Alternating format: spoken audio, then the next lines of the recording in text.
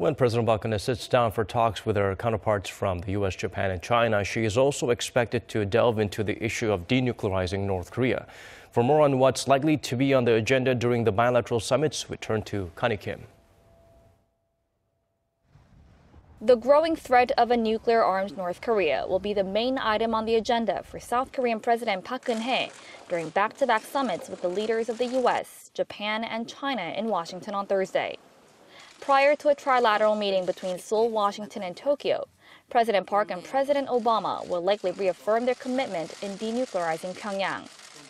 In order to bring about substantial outcome, experts say Seoul must bring up a specific agenda to Washington. Most agreements between South Korea and the U.S. were made by request of Seoul.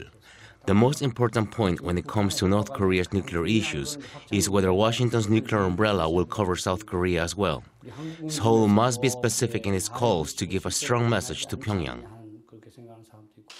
Cooperation between President Park and Japanese Prime Minister Shinzo Abe on pressuring Pyongyang is expected to accelerate following progress on one of the most contentious issues between them, the settlement on the so-called comfort women issue reached late last year.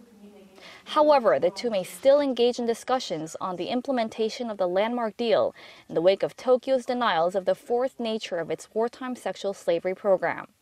When the South Korean leader sits down for a one-on-one meeting with her Chinese counterpart Xi Jinping, President Park will focus on reaffirming China's cooperation on denuclearizing the North.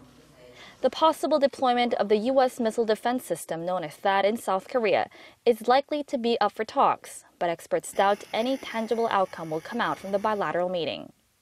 The THAAD issue is very important between South Korea and China.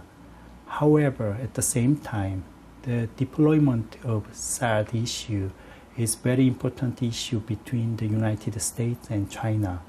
So I think all parties need more time to coordinate the different national interests. The back-to-back summits will be President Park's first meetings with her regional counterparts since North Korea's nuclear test and long-range ballistic missile launch.